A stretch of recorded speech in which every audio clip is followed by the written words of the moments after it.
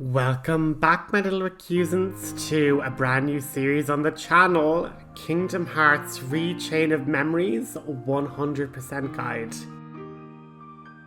So we are continuing the Kingdom Hearts series. We are going to be playing on Proud Mode for those difficulty trophies, and we're going to have a little bit of mutage for the intro cutscene has copyrighted music, but I am super excited to be starting, a continuation. A bit like in finishing Final Fantasy X-2, I kind of had a moment of like, actually, yeah, let's go have a look into other series that like have multiple parts. And so Kingdom Hearts Chain of Memories just seemed to be, the next most obvious step to go through.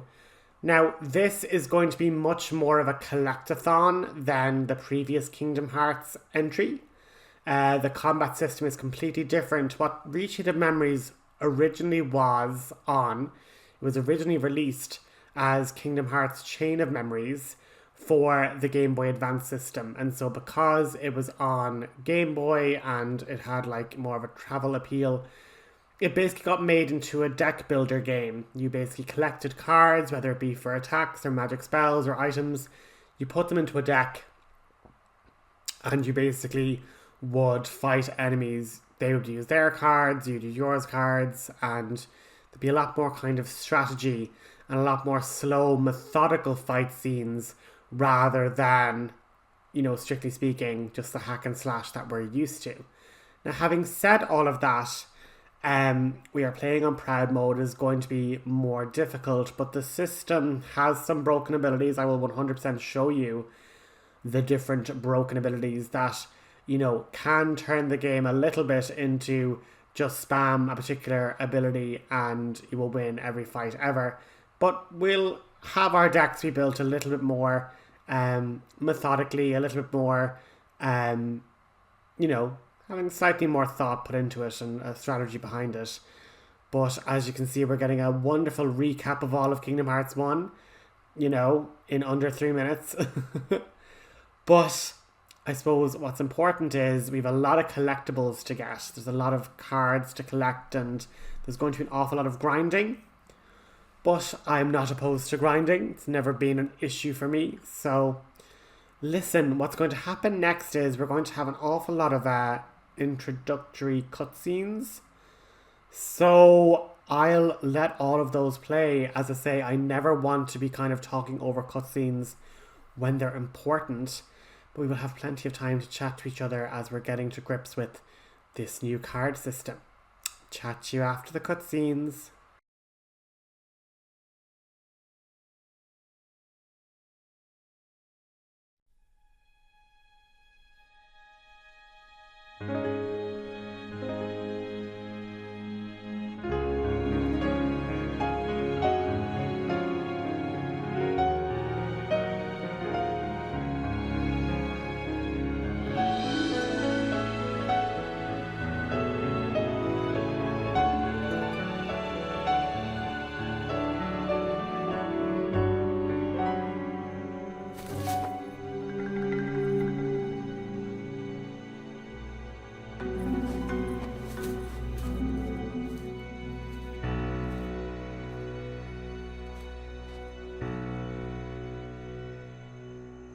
Along the road ahead lies something you need.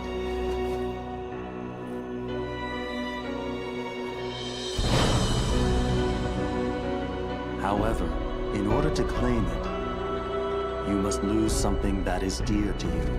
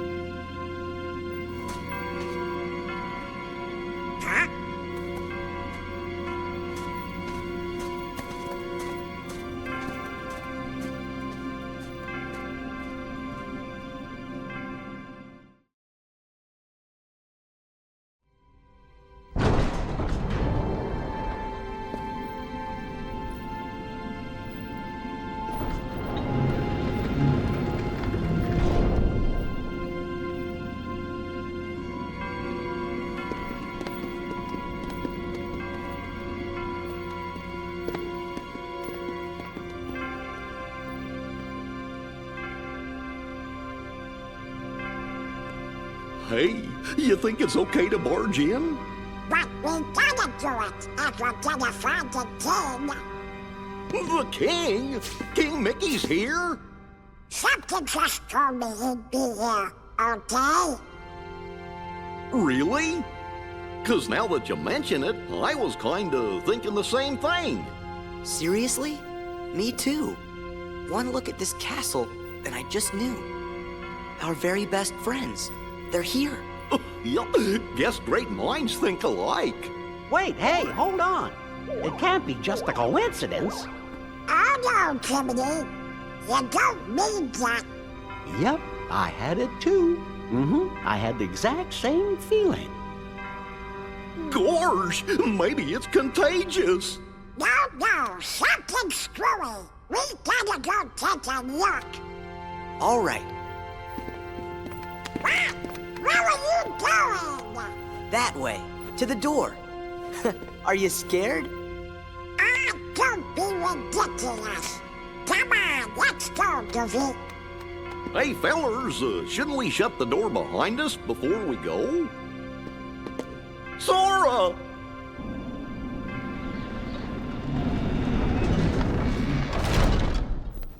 That's it. Who are you? Yes.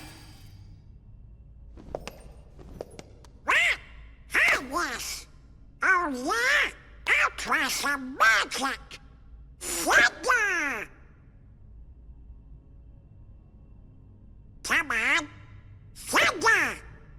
Thunder! Come on. Blizzard! Fire!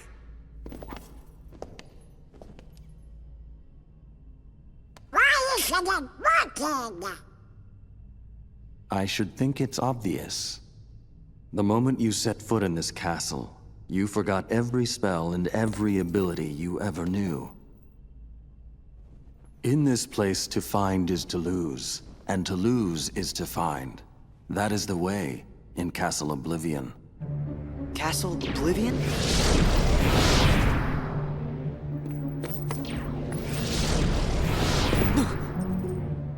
Here you will meet people that you have known in the past, and you will meet people you miss. I miss? Riku! You mean Riku's here? If what you want is to find him,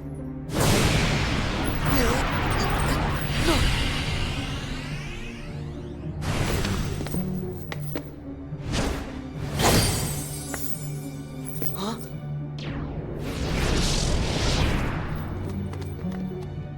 What'd you do? I merely sampled your memories, and from them, I made this. To reunite with those you hold dear. What's this? A card?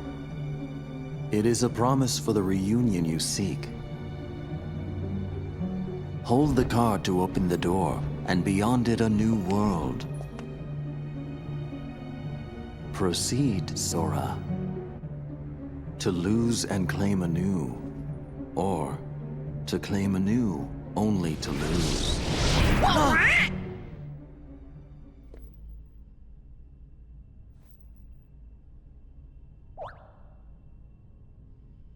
Come on. Let's go.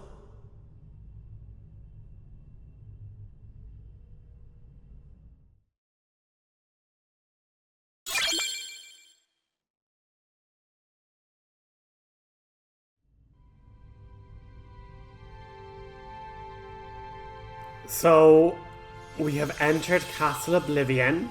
We've lost all of our abilities and powers. But one thing that is interesting is Sora's max HP around Kingdom Hearts 1 would have been around 90 to 100 outside of accessories. So what's really cool is if you look at Sora's status screen, his HP is 90. So that's a little canon, carry over, I suppose.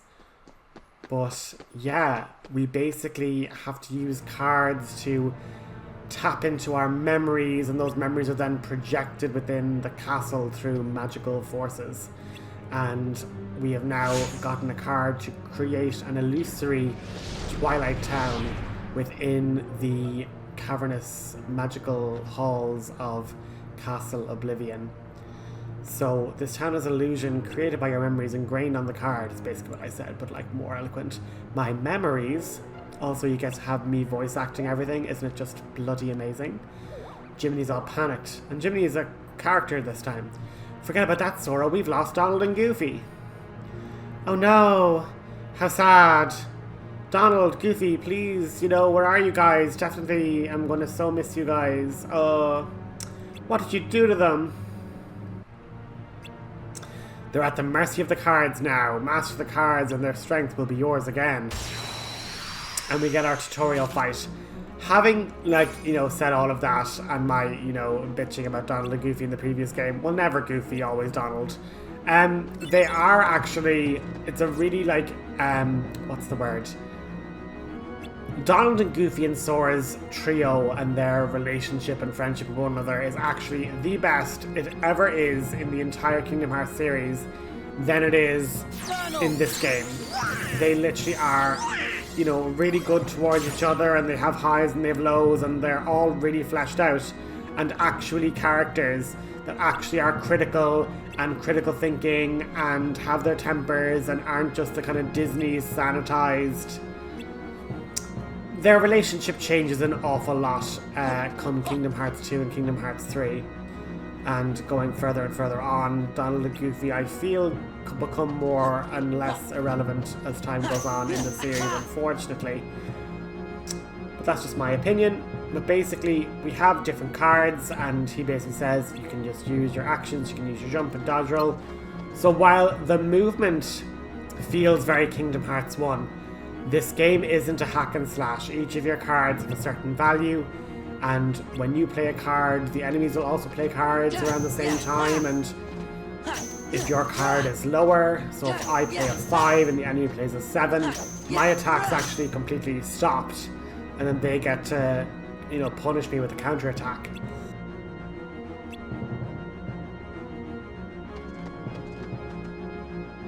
So what's kind of a killer is it can feel very like Kingdom Hearts 1, but the whole mentality is timing your attacks, getting cards of good values, and, only attacking when you can take the enemy off kilter and punish.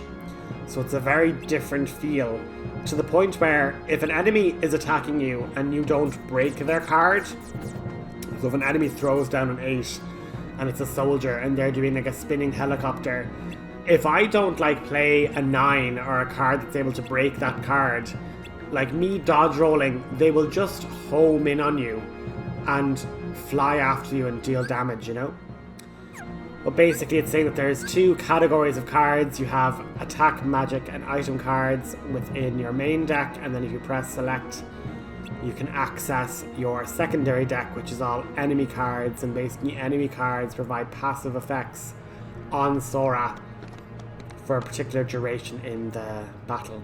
Are you at all alright? Where have you been? You tell us. When the strange door opened, we saw a strange light.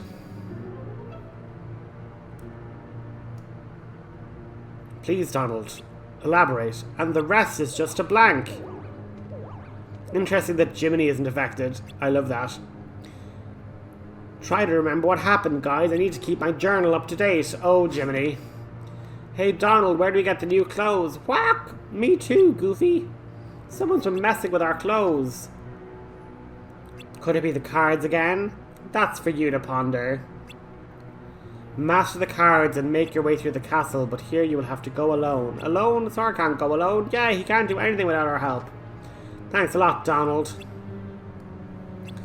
You sure you'll be okay? Of course. You want me to go alone? Fine, I can take care of myself. So speaks the hero so boldly, then go. The rest of Castle Oblivion awaits. Walk the avenues and test your memory. I have a bad feeling about this.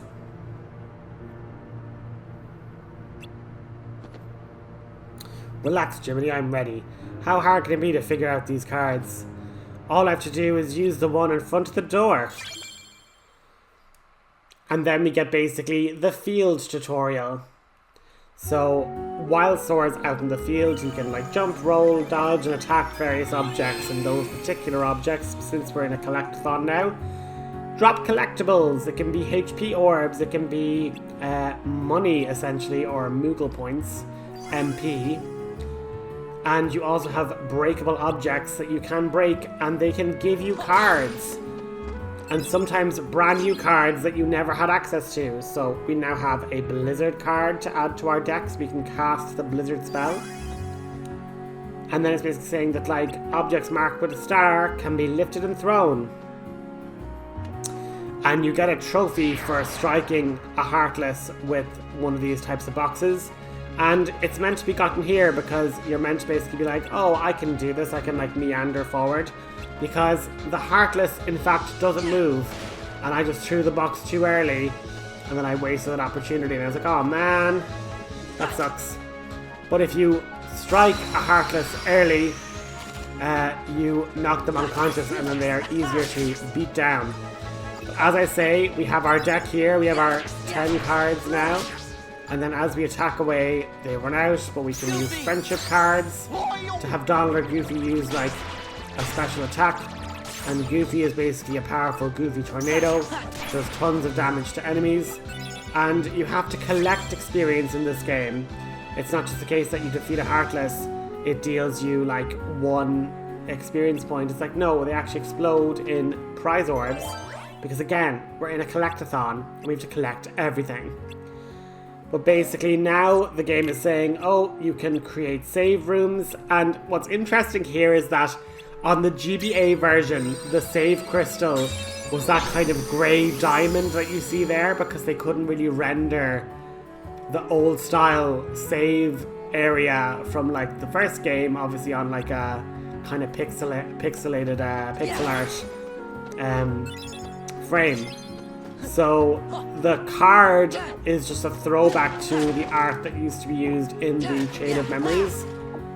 But we obviously have the Kingdom Hearts 2 to be more specific, the Kingdom Hearts 2 save station. So just a little interesting asset, bit of lore there.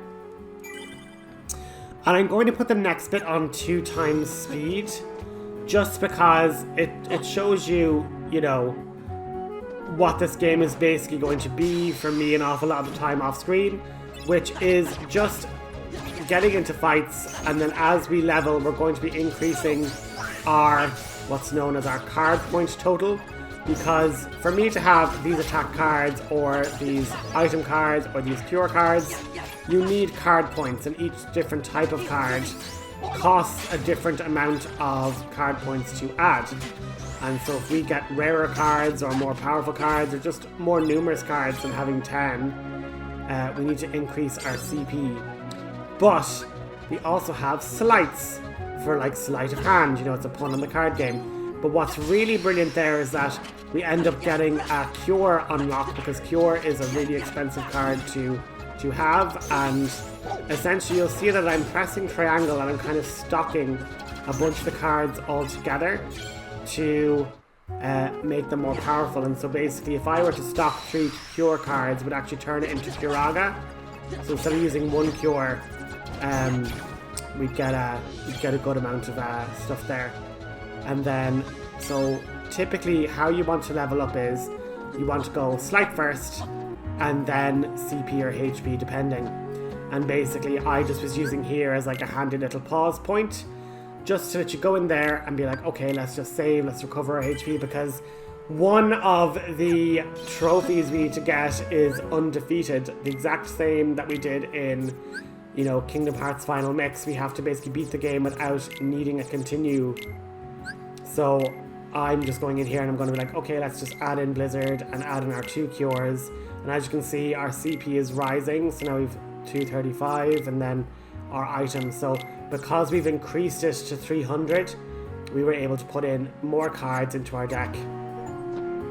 And we get our first achievement for making 1 edit to a deck for the first time.